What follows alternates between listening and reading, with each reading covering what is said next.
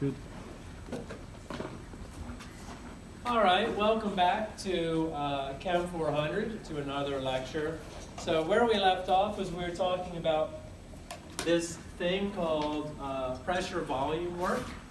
And pressure volume work, if I had to condense it down to one sentence, is the work done by a gas as it expands due to the change in volume. Okay?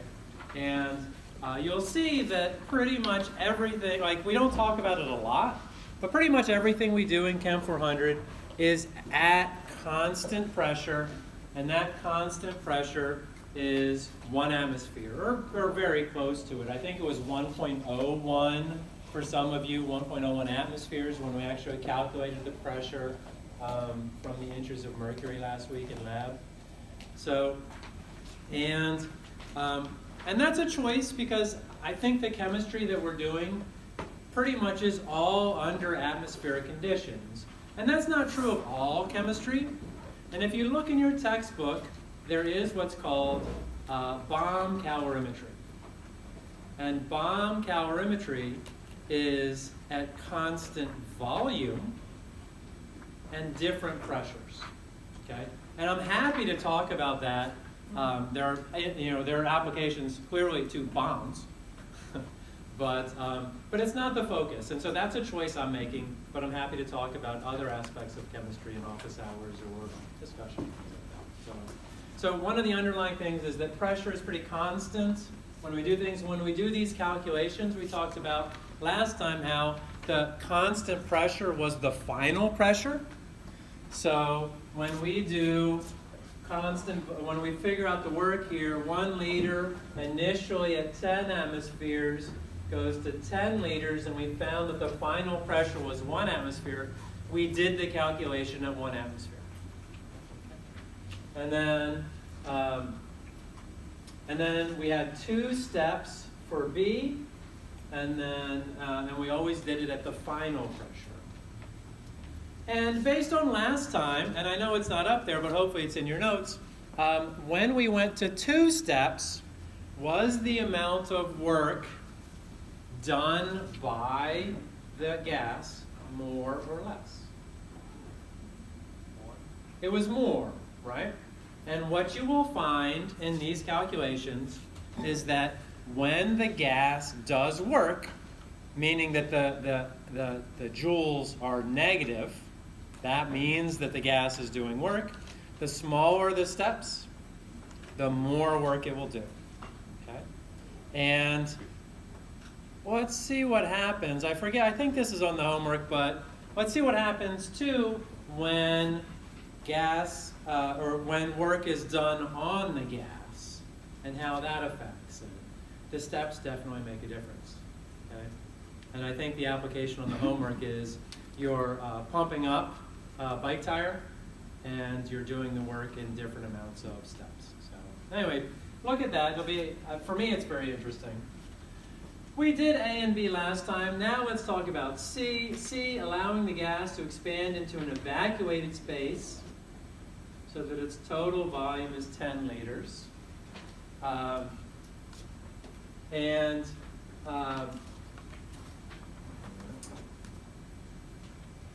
An evacuated space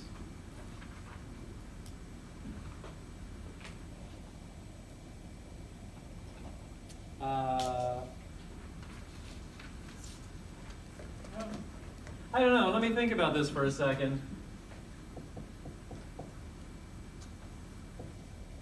Here's our work expression. For an evacuated space, the pressure is 0. Right? So an evacuated space is a vacuum, that's another way of saying it. So pressure equals 0. Then whatever the volume is, what does the work have to be? 0. So when the pressure is 0, work will be 0 as well. Yeah, and so what matters here is not only is the pressure and how many steps it takes. And so as you look at the homework and you break the problem into different amounts of steps, just think it's just that, you know, we want to have an understanding of how pressure volume works, if you will. Anyway, any questions about this? This was C. You already had A and B from last class. Alicia? Should we clear pressure of external pressure or internal? External or internal pressure? Atmospheric or Oh, so I guess my picture of this process would be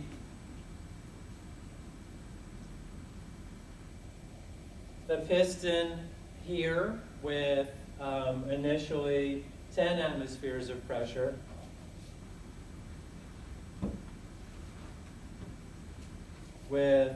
And then you remove the piston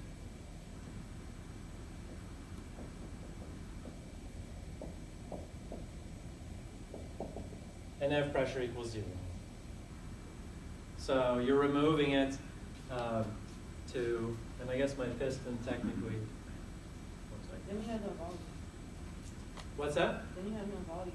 And then, right, and so, and then you have no volume, or actually your volume is infinite because P goes to, so, and that's what threw me while I was reading this, because I think a better way of saying it, volume is 10 liters, would be infinite. Or large. So that's a very good point you're making, because if the pressure is going to be 0, then the volume has to be some very large number to approximate pressure being 0. So anyway, I don't know if that adds or, yes, Stephen? Oh, I was just, so wouldn't it be more of a pressure equilibrium? Because to me, evacuated means like vacuum. So you're taking the pressure off, so it's coming to the natural. well, I would say, like, if I had P equals 10 ATM, P equals 1 liter, in order to make it be 0 pressure, the gas would have to expand essentially infinitely. I think what he's saying will be true if you do that in space. So perhaps it is not a good example is where I'm getting to. And so the idea would be that if pressure equals 0, I don't think pressure ever can be 0, and so except at closest would be in space. So I think the point I was trying to make was that the work depends on the pressure, and if we had 0 pressure as the gas, or as it expands to 0 pressure, it won't do any work. And let me see here.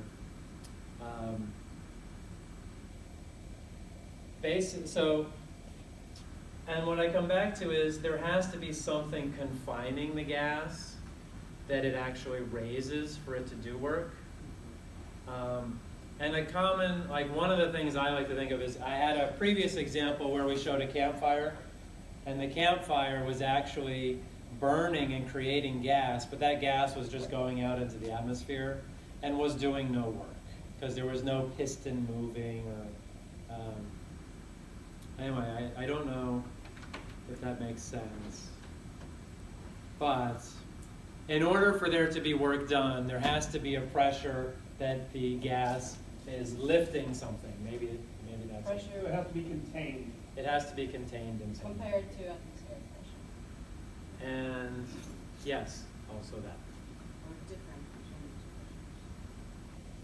I think that's a good statement, but we will, one of the things we're doing when we talk about gases is we're not usually talking about pressure and whether it's atmospheric or not, we're just giving you the pressure. Anyway, it's a good point, Alicia, and we should talk more about it, but I think I'm getting bogged down in details now. But Is that always going to be the final pressure? Or is it equals- question, is this always going to be the final pressure? Yeah. Yes.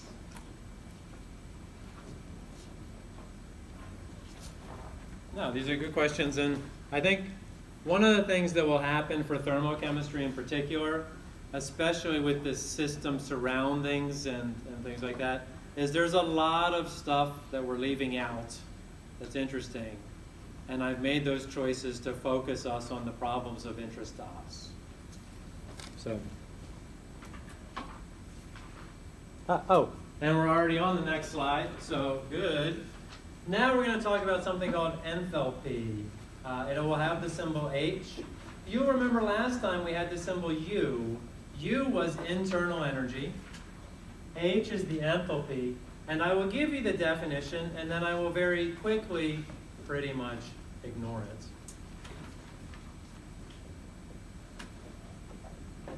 This is actually the formal definition of enthalpy. Enthalpy equals internal energy plus pressure times volume.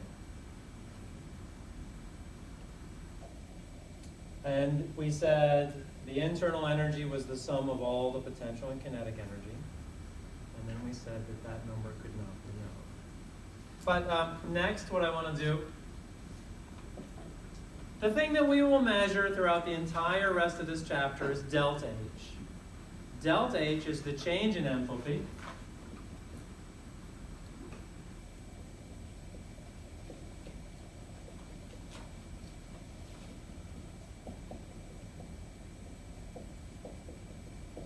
And then the change in enthalpy will always be, well, let me take that down for a second.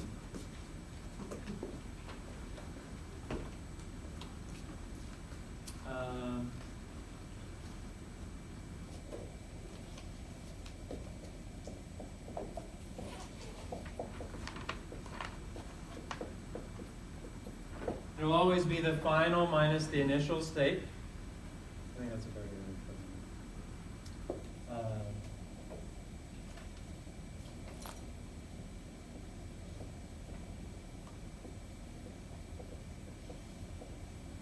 Now let me give you a working definition of delta H.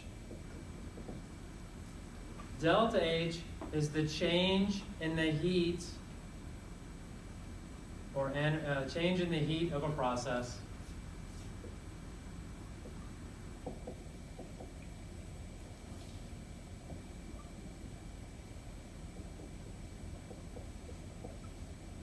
usually a reaction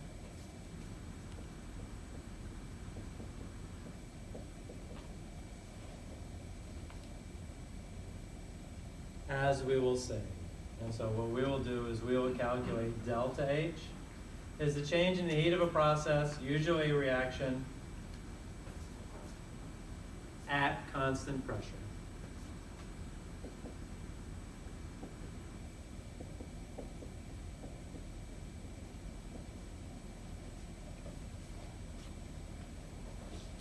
And underlying this is the fact that delta H is actually usually very close to delta U. So we will only talk about delta H. And yes. And if you want more detail, we're going to actually see chapter 6 in the text. So there are some more details there I'm happy to discuss. But not right now. That's the short answer.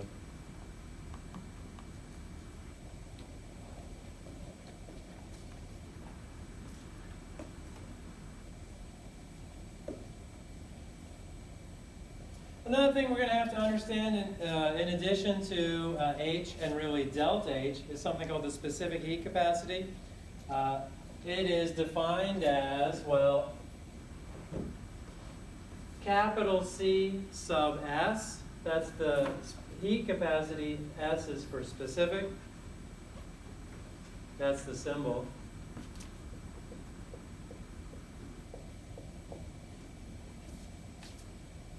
And I've got one of the English definition down here. The specific heat capacity is the amount of heat energy required to raise the temperature of 1 gram of a substance 1 degree Celsius.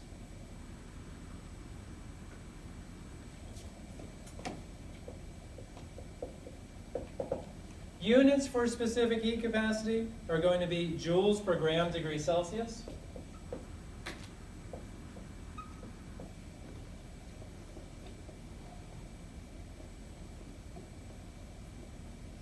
And down here, you see these parentheses. Parentheses in my class means we're going to talk about it, but we're not going to talk too much, and you don't have to remember it. You do have to remember this. You do have to, and we will work with these units quite a bit, so you will remember them.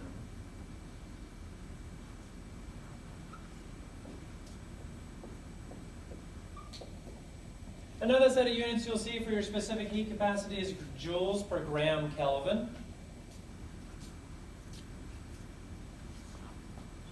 A degree Celsius and a Kelvin are exactly the same size. Are you comfortable with that statement? I will make it right here. Degrees Celsius and Kelvin are the same size.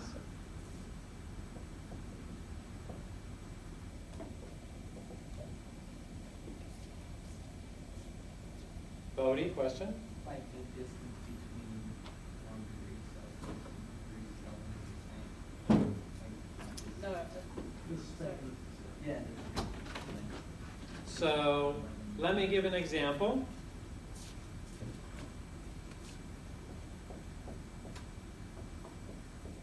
If I look at the boiling and melting of water, those would be at 100 degrees Celsius and 0 degrees Celsius. Yes?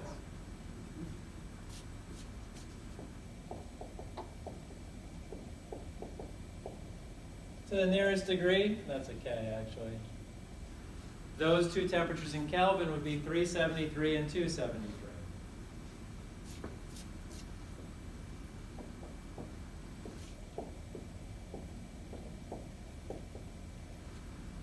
Both of them have the number 100. And what we will see is when we talk about specific heat capacity and we see these two different set of units, this will always be raise the temperature 1 degree Celsius. That's a change in temperature. And for changes in temperature, which we'll be talking about, these two sets of units are equivalent because you're always doing a subtraction. That's what I'm trying to say. Change in 1 degree in Kelvin is equivalent or the same as change in 1 degree in Kelvin. Yes. So change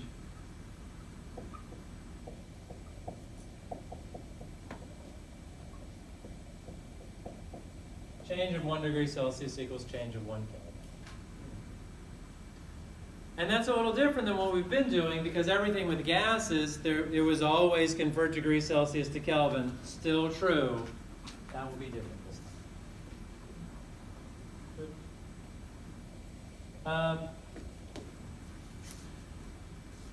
Does this look familiar, this term of required to raise the temperature 1 gram of a substance 1 degree Celsius? What does that look like? It's a calorie. So the specific heat capacity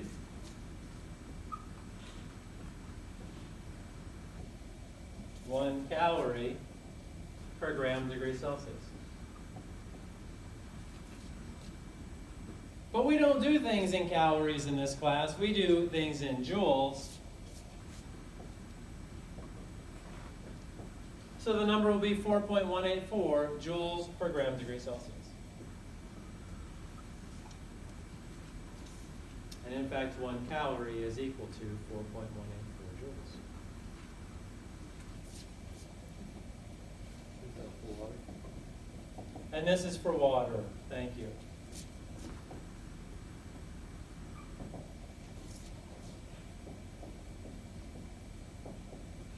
And what I'm saying up above is that it's the same number when the units are joules per gram Kelvin.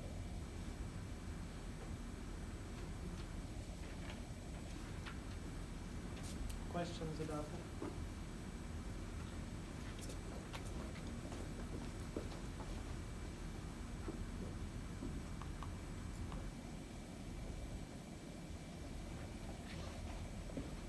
We're going to take a little detour here. I promise you not too big a detour.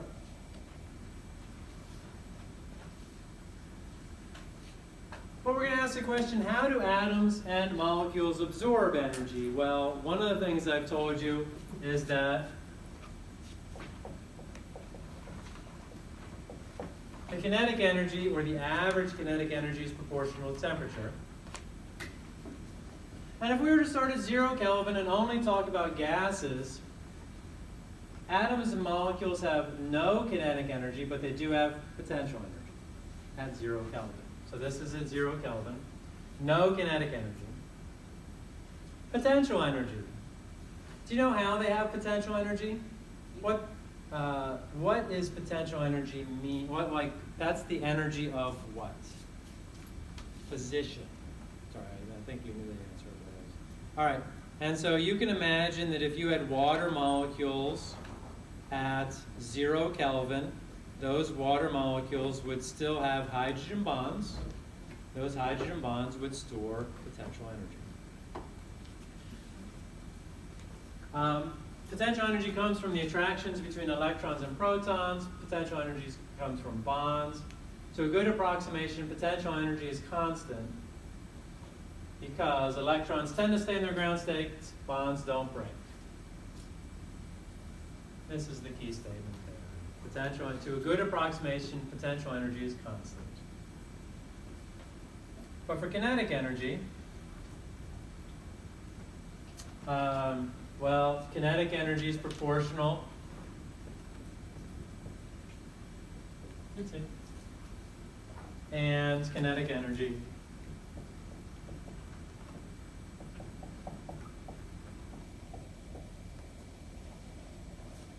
is equal to 1/2 m average velocity squared.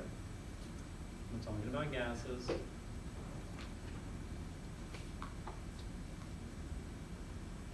And we've talked about this before, and this was a big part of the gases chapter. And what we're now going to call increasing the velocity is increasing the translational kinetic energy. Would you like to see me increase the translational kinetic energy of this pen? Well, I would throw it, right? And it would have a velocity. So the translational part means you're moving it across space.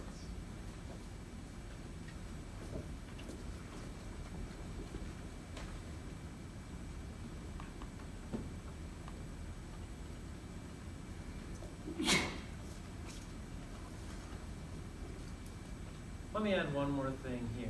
For atoms, this is the only method of absorbing kinetic energy.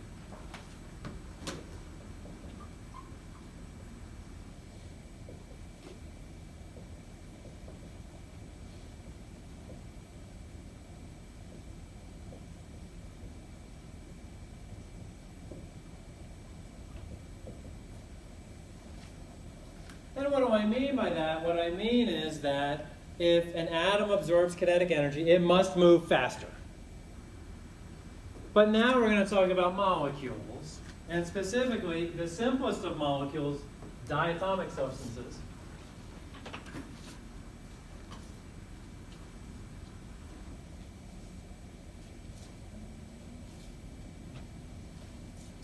And diatomic substances can absorb or take in energy by rotations. And in my picture here, if here's my diatomic substance,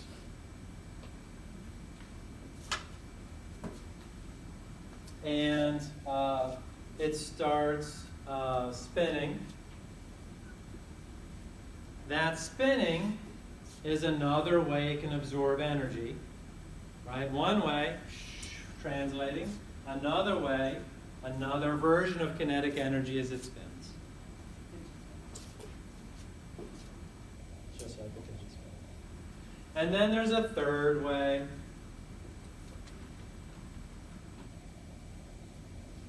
Vibrations. And what vibrations are going to look like is, and this is today's demo. So if my hand is one of the atoms, and my body is the rest of it, the bond could actually go like this.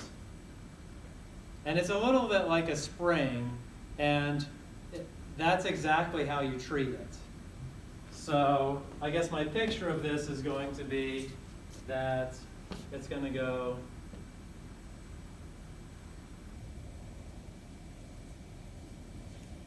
back and forth like that. And so a diatomic molecule, in addition to translating, it can spin around and it can vibrate. Okay? And so all I want to say with that is that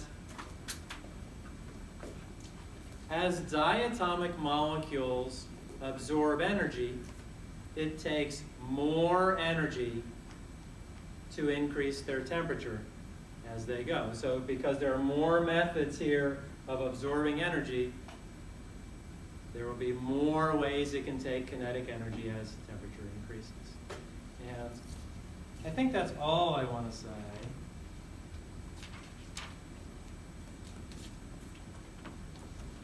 So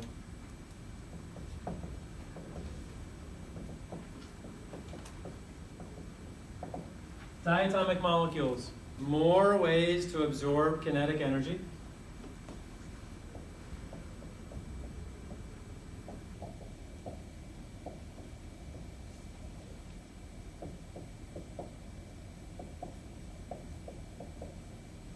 Leads to more energy required to raise temperature.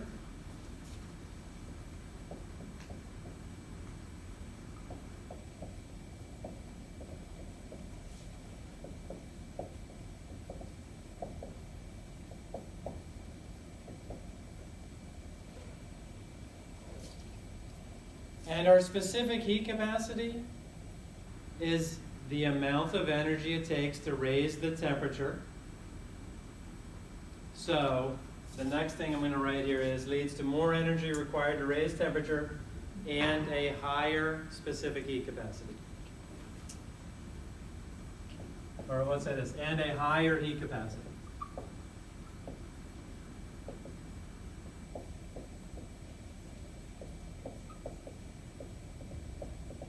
And I'll add the specific part down there. Alicia? You mean, because obviously, normally you have molecule atoms, they transfer energy continuously between one another by bouncing of one another. But if it doesn't collide, if it, instead of doing it, just moves by itself, is that its way of absorbing the energy? So Maybe that's poorly worded. let me see if I can illustrate this for you. And so here's my atom. I don't know, is that a good atom? It's one piece. It can translate. Then a diatomic can vibrate back and forth. And basically it stores energy in these vibrations. The way that the way that a single atom would be able to. The way that a single atom wouldn't be able to. And so, here we come. Kinetic energy is proportional to temperature.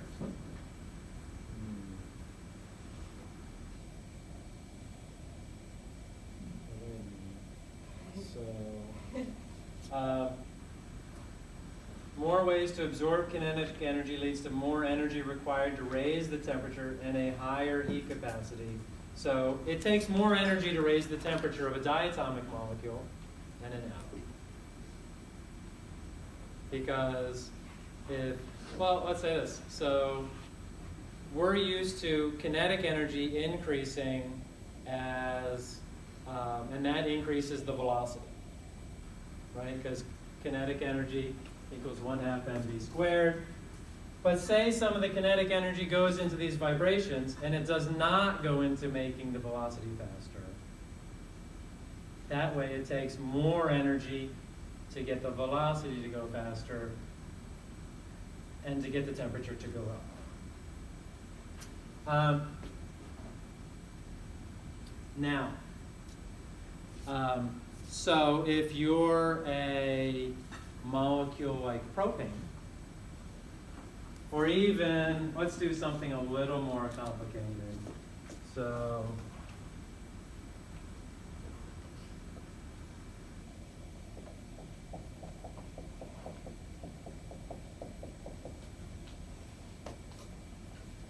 something like that. It has 5 atoms. And let's say 2 carbons, a hydrogen, a hydrogen, a hydrogen, and a hydrogen. And so here is my illustration of kinetic energy in this molecule, which is ethene. So I'm moving, and then I'm vibrating. And that's, and basically what I'm trying to get across is the bigger the molecule, the more ways it can store energy, the more temperature you need, or the more energy you need to raise its temperature. And that quantity is called the heat capacity. I don't know if that makes sense. But I do have another demonstration.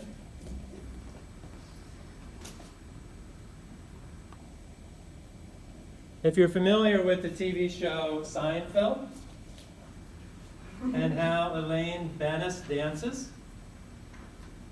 she is like a very large molecule with many vibrations, and so anyway, that's why I asked, how many people are familiar with the show Seinfeld? How many people have seen it? I know, I need a better example. All right. So now, questions about this. Bodhi? I guess my question is, what happens not on like the size of atoms, but what happens to protons, electrons, and neutrons in the atom? So you're talking about like how diatomic atoms are spinning or Yep. vibrating. So what's happening to the actual electrons, protons in the atom? Are they doing anything, or is it like a... Good question. And I would say a couple things about that. So in this discussion, we're talking about the electrons and protons just sticking with the molecule. So they're not changing. Next chapter, we actually talk about how the electrons move. And it'll turn out that to a good approximation, they don't move unless we put in very specific wavelengths of light. And so we'll talk about light and the movement of electrons next time. So for now, the electrons and protons are not moving. But what we will then talk about is how to move the electrons and protons and how that changes the energy of the atoms themselves. Okay?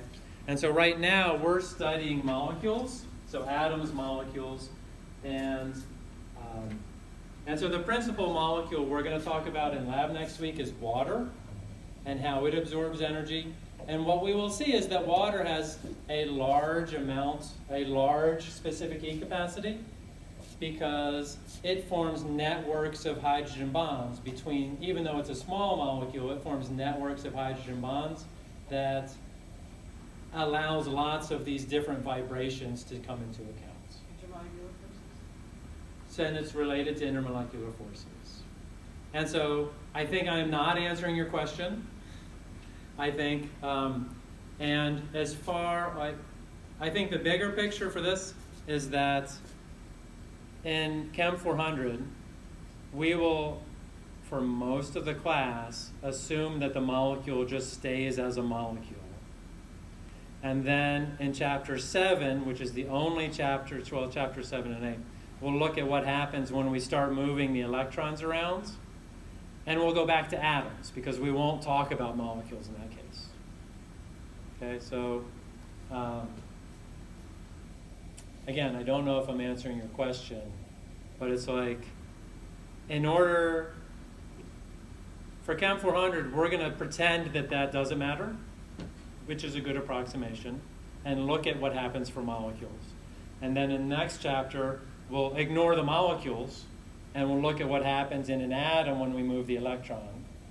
And we will never talk about moving protons, right? Protons, if you move a proton out of the nucleus, that's a nuclear process, and you only talk about that at the end of Chemistry 401. And even then, only a little bit.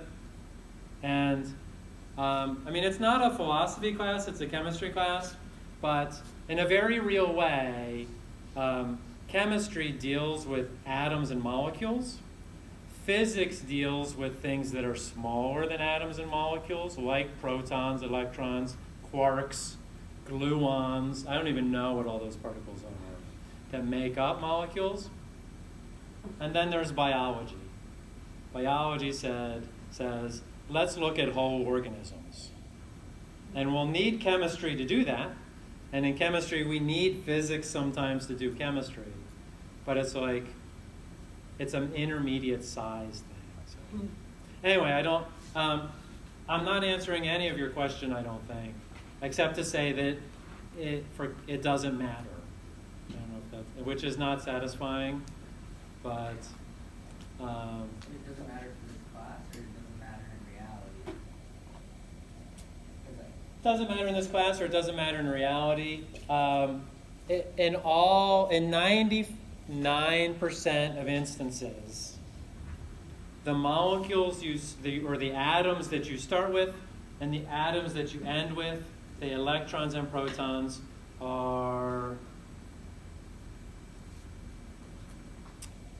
I mean, when we do the molar mass of a sodium atom and a sodium ion, do we treat those differently? We don't. And there's an electron missing, but the electron is 1/2000th the size of a proton. So I would say, practically speaking, the positions of the electrons and protons and how they deal with these doesn't matter, practically speaking. Let me say one other thing. So if we're talking about H2O, and we're going from 10 degrees Celsius to 80 degrees Celsius. So the reason we can ignore the electrons and protons is because they're all in the same place when it's at 10 degrees and at 80 degrees, which is what we're talking about now. Like, we're talking about how molecules and atoms absorb energy. So we have the same molecule at the beginning and the same molecule at the end, and the electrons and protons haven't moved. Right? That's what this is trying to say, is if we think of potential energy as the potential energy that is related to these electrons and protons, then whatever we have at one temperature is the same as what we have at another temperature. And you'll notice that I've stayed within the water temperatures here. We do talk about what happens as you take H2O liquid, which we know has H2O molecules that are close together, and changes their position until they're far apart. And that still doesn't affect the protons and the electrons, but it does affect the molecules themselves, and there will be an energy associated with that.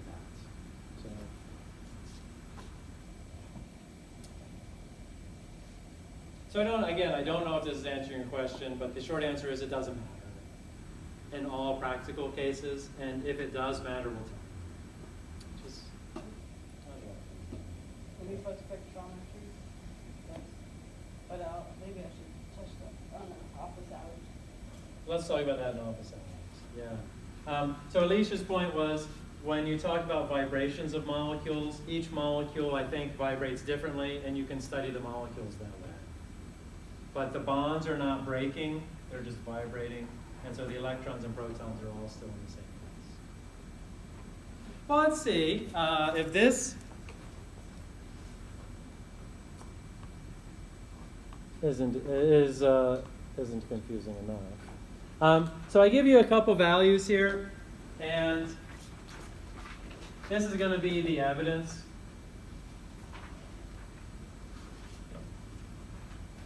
For what I'm saying, it says if you look at atoms and you look at their specific heat in joules per mole, you will find they are all the same. That is because atoms can only absorb energy by translation.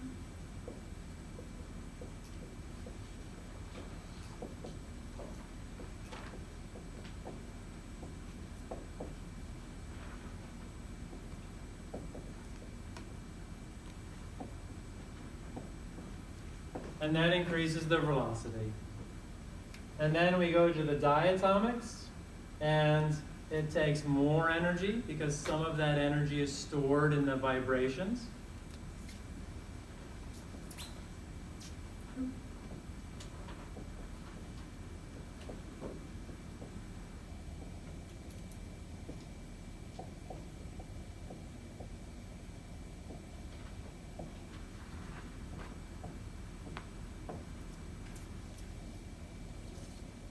And then for the triatomics, there are more vibrations, more rotations.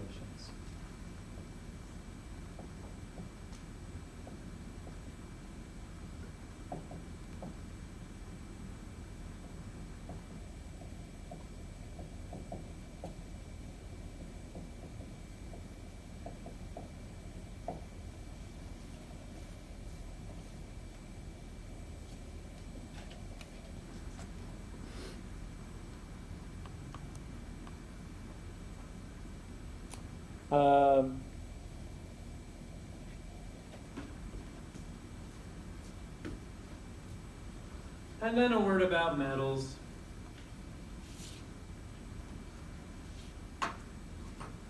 All these are solids. Metals are solids. We know that the only thing that a solid can do, there is no velocity, they just vibrate in place.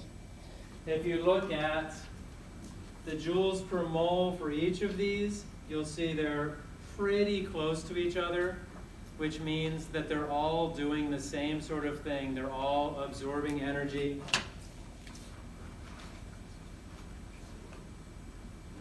Vibrations in place. So is the small variation because of atomic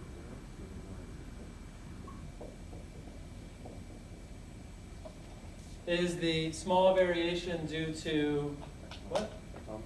Atomic mass? Well, I see it is, well, gold is the heaviest. I'm not sure. I know zinc is lighter than silver. So probably not. There are probably small differences in the amount of vibrations that they can have. And that's beyond Chem 400 stuff. Like, and you can even see, I mean, almost the same, pretty close, starting to get a little farther apart. Probably because, yeah, the masses of the atoms are playing a small role, but not necessarily a clear how it's related. The other thing I'll say, too, is, well, there are small differences in how strong the bonds are.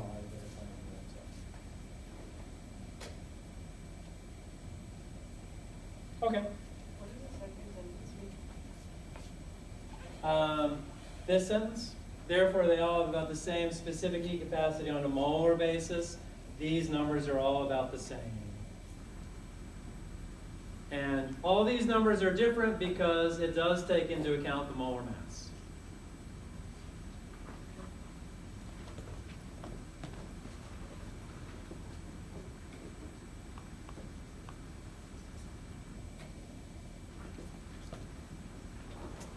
And that is, in many ways, the end of the theory section of Chapter 6. Now let's do some calculations, or start to do some calculations. Now the term I'm using here is delta H sub reaction, RXN, is the change in enthalpy of reaction. It is a measure of the heat energy gained or lost, LOST, for a reaction at constant pressure. An exothermic reaction, which will be our system, has delta H less than 0, and the reaction releasing energy to the surroundings. And here's an example. This reaction is a combustion reaction. Combustion reactions are all exothermic. And this minus sign, delta H is less than 0. This reaction produces energy.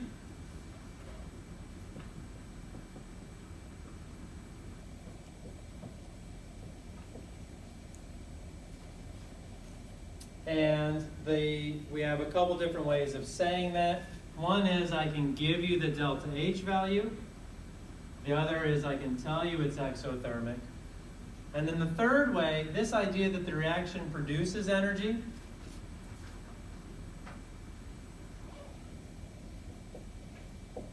I can put energy right in the reaction.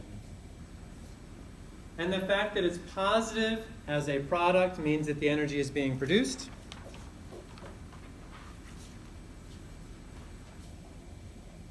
So even though it's a negative sign, the negative sign just means that energy is produced.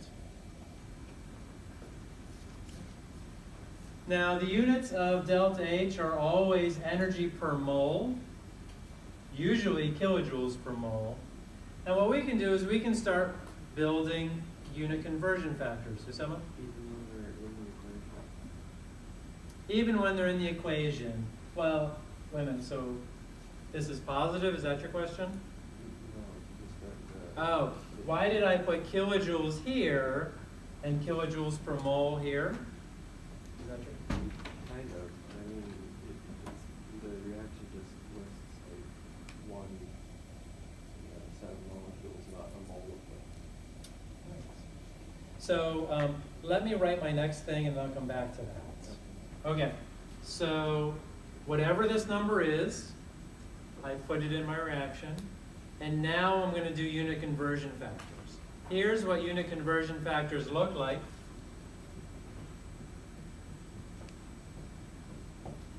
Minus 2,044 kilojoules. The minus means that it's given off.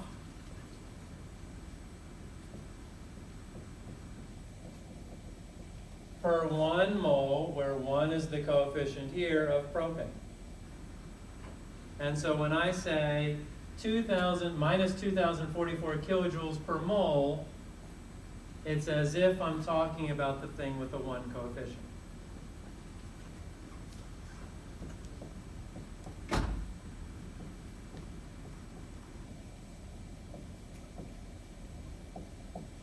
But when I talk about oxygen, it's per 5 moles.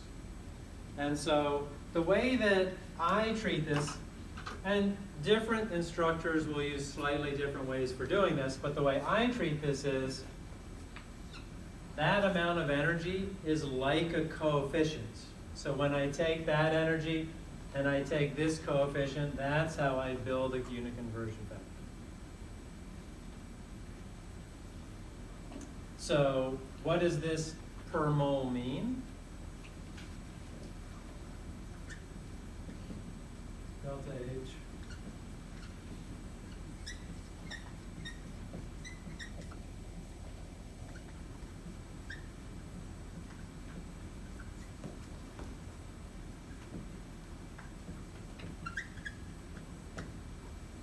Minus 2,044 kilojoules per mole of thing with 1 coefficient. Why oxygen?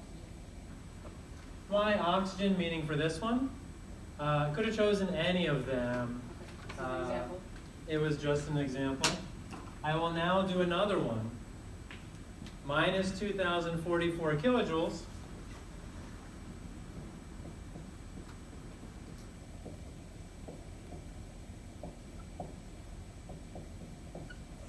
Per 3 moles of carbon dioxide. So just like we've done stoichiometry from product to reactant, reactant to product, and all combinations, we will now do that with energy.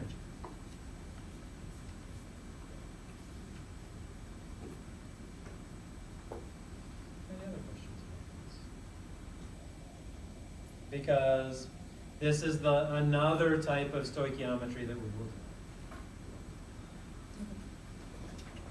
with. And we'll practice this, and we'll have several problems about it. One question. Yeah. Will you be given that value? Good question. Will you be given this value? The answer is yes. There are a couple types of questions where the question is for you to determine that value, but otherwise you'll be given it. And in fact, the rest of the chapter could largely be seen and entitled 3 ways to find delta H of reaction. One of which you'll be doing next week in lab. Actually, you'll be doing it a couple times. So, well, if you're ready for